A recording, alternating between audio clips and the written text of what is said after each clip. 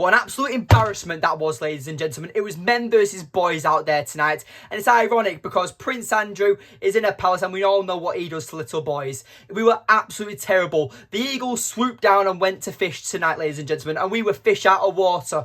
It was absolutely pathetic from them players and Eric Ten Hag. And the thing is, fans out there are going to say, oh, we don't have Bruno Fernandes, so it's allowed. No, Bruno Fernandes wouldn't have done this. We still have lost, 20 plus games with Bruno Fernandes in the team tonight. We were absolutely outran, outmuscled and outmatched. And you know what? Eric Ten Hag, majority of them signings were yours on that starting 11 tonight. And you do need to take some criticism and you do need to take some accountability because the not starting Amrabat again and playing a defensive liability in Christian Eriksen in another defensive role is going to get you beat. It's like playing with 10 men. Doesn't matter how good Eriksen is on the ball. If he's so good on the ball, play him as that 10 and play Amrabat or play Mainu as the 8 in the double pivot alongside Mainu. Your tactics were absolutely wrong tonight, mate. And I still do back Eric Ten Hag. Just funny enough, I still back him. But tonight, we were absolutely cooked. And I don't even know what you want me to say. Onana, you were absolutely a donut, mate. You know, it was like the seagulls. They were trying to swoop down and cover and get your sugar-coated donut. Onana, you're the fraud of the week. You know what? No, you're the fraud of the season. I've never seen a goalkeeper this bad in my life and so inconsistent. I get it, he's supposed to be able to play out from the back, but he can't even do that. I'm a barista for my job. I'm still expected to make a latte. If I served a customer a cappuccino and they asked me to serve a latte, they'd ask me to remake the drink. I want our money back. Get rid of Andre Onana. It's one of life's many mysteries why we replaced David De Gea with Andre Onana. It is a bigger mystery than Jack the Ripper. I just don't understand why we got rid of David De Gea. He would not have conceded 81 goals this season in all competitions. Yes, 81 goals. And you probably can say, well, Nana's only conceded, 79 because of that one performance where Biende played for us. But it has been absolutely pathetic. Just end the season now. Call it quits. And that's that, because we are not beating Arsenal this weekend. We're not beating Newcastle next week, and we're definitely not beating Brighton the week after, despite how poor Brighton have been, Because at the end of the day, Arsenal need to win every single game to keep their title hopes alive against City. You've got Newcastle who are actual positive team who will be pushing for European football and do deserve European football. Brighton, just whatever, that's the last day of the game. That's the last game of the season. That can just be binned off. And then we've got Man City in the FA Cup, and what is it? The amount of records we've broken this season for the wrong reasons, it isn't a good feeling. And you know what? I applaud every single Manchester United fan who went to that game and stayed till the very end, because that is the definition of being a true Manchester United fan. Win, lose or draw, you always back your team. You can still be pissed off, you can still rant about them when they don't perform, because a lot of them fans will be let down. A lot of them fans will be disappointed. Travelling to London on a bank holiday to watch your team put out that type of performance is absolutely disgraceful. And where do we go from here?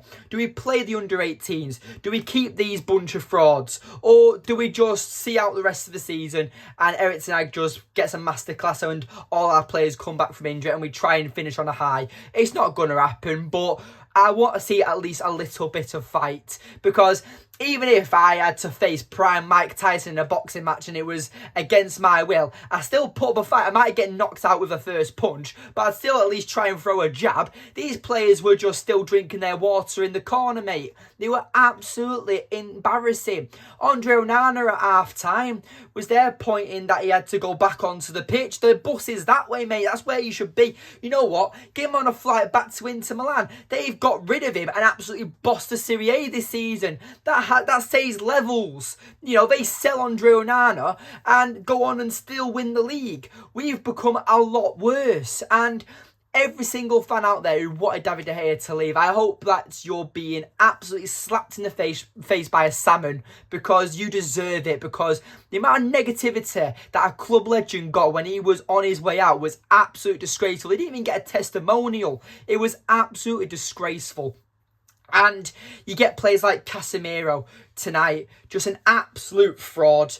you know, for a player of his profile to win, 4 or 5 Champions Leagues, it looks like he's never been able to play in the Champions League. I get it, he's playing out of position, but for that first goal against Elise, he got put on string.